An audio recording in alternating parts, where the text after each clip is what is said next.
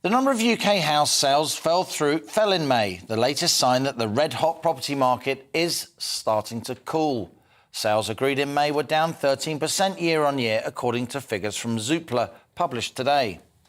Annual house price gains have slowed across the UK, according to the Nationwide, for the third month in a row, as the weakening economy, cost of living squeeze and rising interest rates start to impact the property market.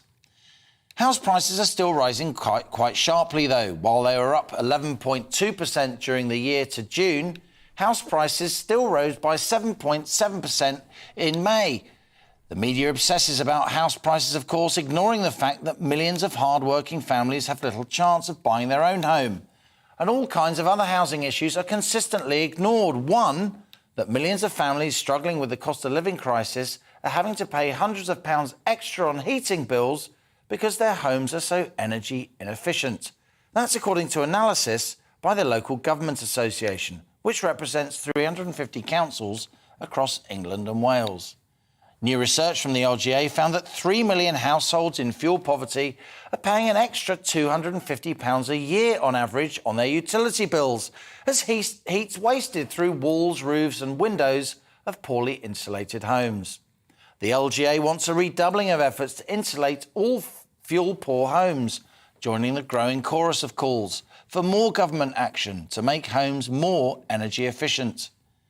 Better insulated housing would clearly reduce demand for gas and other fuels, saving on bills and helping with broader UK energy security. So why isn't it happening? And that's our on-the-money question today. Why are British homes so badly insulated?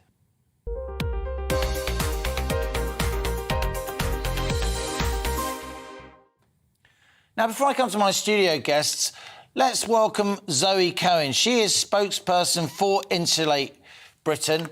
Zoe, let's have a conversation about policy, because when broadcasters talk to Insulate Britain, they're so often talking about protesting tactics and all the rest of it. So let's focus on policy, at least for part of our discussion today.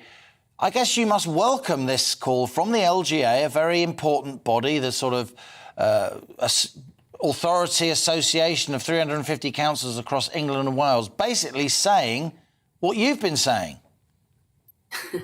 Hi, Liam. Thanks for having me on. Well, absolutely. And it matches the call out from Chris Stark, the Chief Executive of the Committee on Climate Change, only a couple of days ago, saying that it is scandalous that we're still building completely unsuitable properties in this country. Over 1 million homes have been built in the full knowledge that they are completely unsuitable. So all of those homeowners who've scrimped and saved, it's increasingly hard, isn't it, to have any prospect of owning your own home, and you buy a property and it's totally unsuitable. It's going to cost you a fortune in energy bills, and it'll need a huge amount of work to actually make it fit for the future. It's totally outrageous. And I know you're really passionate about housing as well, aren't you, Liam? I am indeed, and I agree with you that far too many homes, new homes, are built here in the UK on floodplains. Far too many homes are built in the UK with, ridiculous amounts of insulation, extremely inadequate amounts of insulation. Far too many homes are built in the UK which are pretty dodgy when it comes to standards and quality. Why, Zoe Cohen? Why? Well, it would be wonderful if you and your colleagues at GB News could have joined the call with us. Myself and colleagues in Insulate Britain were calling for a real proportionate government response of a national programme, rapid national programme to insulate and retrofit all social housing by 2025 and all the rest of British houses by 2030. Wouldn't it have been good if they just got on with it? But unfortunately, instead of that, your colleagues here on GB News vilified us and screamed for us to be locked up. Even some of them called for or incited violence against us. And in fact, there are 2 of our supporters in prison right now for demanding the most reasonable thing that you yourself sound like you support, Liam. Let's not have a sort of culture wars discussion, Zoe. Give me some respect. I'm a housing expert. I'm trying to have a proper grown-up discussion with you. So let me ask you again. I would love a proper grown-up discussion. Let me ask you again in the few minutes that remain. Let me ask you again why you think so many private sector companies are building homes that are substandard in so many ways. Let's not talk about, more government spending for 5 seconds. Let's ask why commercial house builders are producing homes with so little insulation that are often so shoddy. It's a fantastic question, Liam, and I do want a grown-up discussion. One of the big reasons is David Cameron doing what he called out for getting all of the green crap, getting rid of all the green crap. And as a result of that, many things happened. The level of insulation of British homes plummeted from 2013 and it's never come back. It's never resumed to previous levels. And also, all the Conservatives in government in 2015 all voted down the green homes legislation, the zero carbon homes legislation, which would have meant that we would have had much better homes built since 2015. And that's why we've got 1 million plus homes substandard being built right now. The legislation is really weak. The government are talking about having future home standard by 2025. It's too weak and it's too late. And this is partly because of lobbying, because all of these house building companies pay the government and lobby them, don't they? Zoe, let's leave it there. It's great to have you on the show. You're always welcome on my show, as you know, as I tell your colleagues. But this is on the money, right? I'm a really grown-up journalist. I like to have policy discussions. I'll see you next time. I'd love to come back, Liam. Let's bring in my expert panel of people who really know their stuff. And before we bring in Freddie Poser of Price Down and indeed Vicky Price on the Money regular, I just want to apologise to you and to viewers. This is daytime television for a word that Zoe Cohen just used there. A word indeed that had previously been used by a Prime Minister. But anyway, we work within the rules here at GB News. And I just did want to apologise to viewers. Freddie Poser, I have got a lot of respect for Insulate Britain's message. I haven't always got a lot of respect for how they deliver that message. I think you have too when it comes to insulating homes, right? Absolutely. People deserve a safe, affordable and high-quality place to live. We shouldn't have to lower our standards in this country. We should be demanding better homes.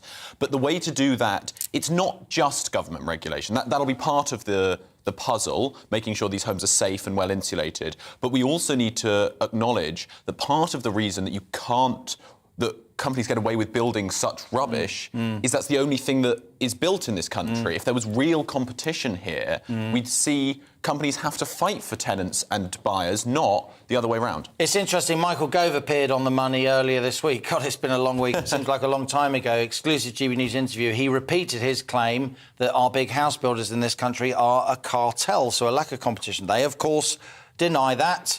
I'm not naming any particular house builder deliberately, but they as a whole deny that because, of course, cartel activity, the deliberate collusion to bring down standards and to raise prices and monopolise an industry is, of course, illegal. But it does come down in many ways, I think, to industry structure. You've been listening patiently, Vicky, as we've been discussing this. What do you think? Well, I'll tell you what has really surprised me. Every time there is any article about why it is that the UK is so badly insulated in terms of its homes, by comparison to what happens in the rest of Europe, it's always because supposedly our housing stock is so old.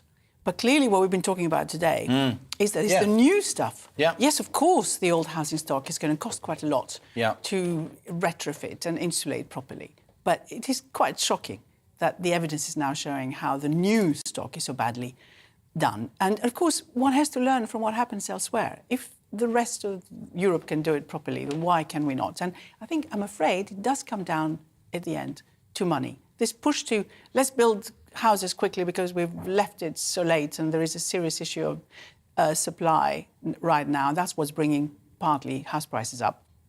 And we build things which are not fit for purpose and builders get away with it.